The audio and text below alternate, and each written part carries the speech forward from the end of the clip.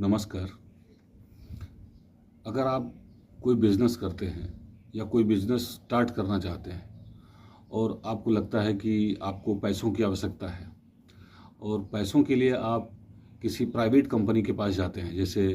मैं नाम लेना चाहूँगा, श्रीराम फाइनेंस कंपनी एक है,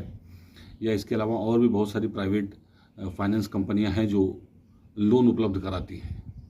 कहने का मतलब ये है कि जैसे बैंक हैं, एसबीआई हो गया, ग्रामीण बैंक हो गया, एचडीएफसी हो गया, आईसीआईसीआई बैंक हो गया, ये सारे जो बैंक हैं जो नेशनलाइज बैंक हैं,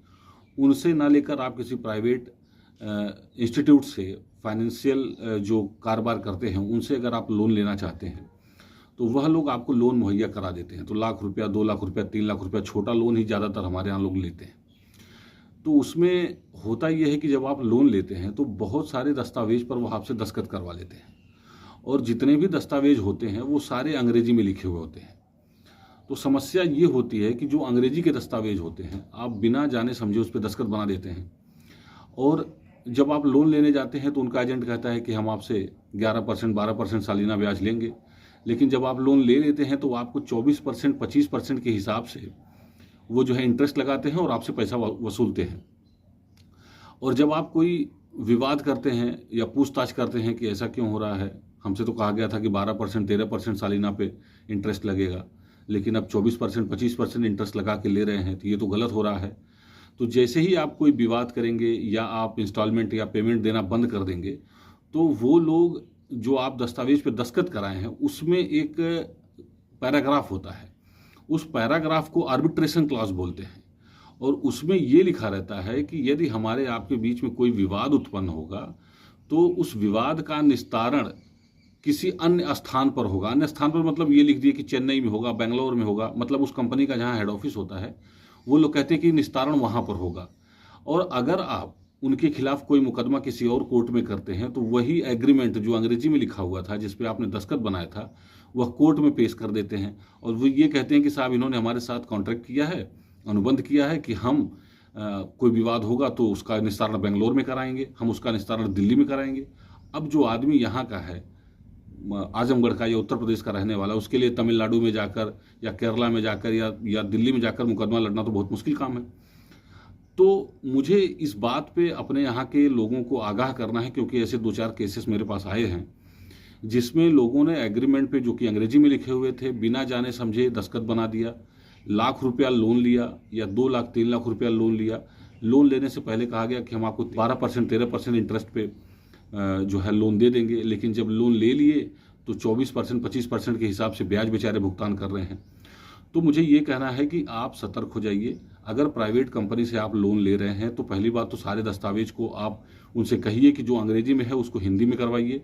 पढ़ लीजिए। अगर आपकी समझ में नहीं आता है तो हमारे पास लेकर आइए या किसी अन्य अधिवक्ता के पास लेकर जाइए, या जो भी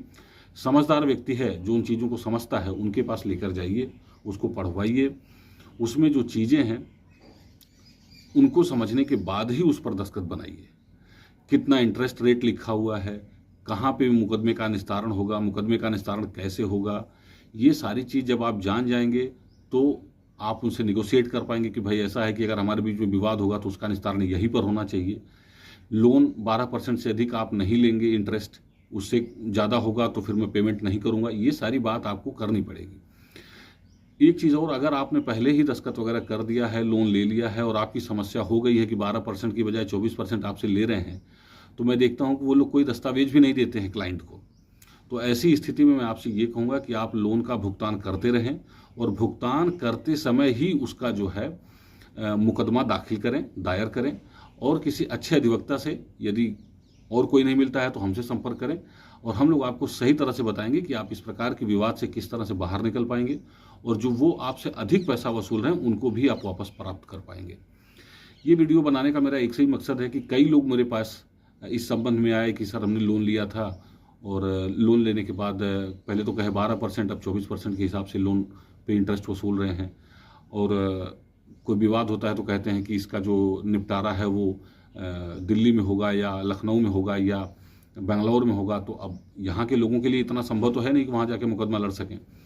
तो मित्रों, ये कहना है कि आप सतर्क रहिए। जिन भी दस्तावेजों पर दस्तखत बना रहे हैं, अगर वो अंग्रेजी में है तो कहिए कि उन्हें हिंदी में करके दीजिए, उन्हें पढ़ लीजिए, पढ़वा लीजिए, समझ लीजिए। अगर उसमें आपके नुकसान की चीज़ें हैं तो उसको निकलवा के तभी दस्तखत बनाइए, और उसके बाद किसी प्रकार के लोन या किसी प्रकार के भी एग्रीमेंट में प्रवेश करें और दस्तखत बनाएं। तो ये वीडियो सिर्फ इसीलिए है कि आप जागरूक हों, और जब कोई विवाद उत्पन्न हो या कोई विवाद उत्पन्न होने से पहले ही आप सतर्क हो जाएंगे तो विवाद उत्पन्न नहीं होगा और आपके साथ कोई ठगी नहीं कर पाएगा। धन्यवाद।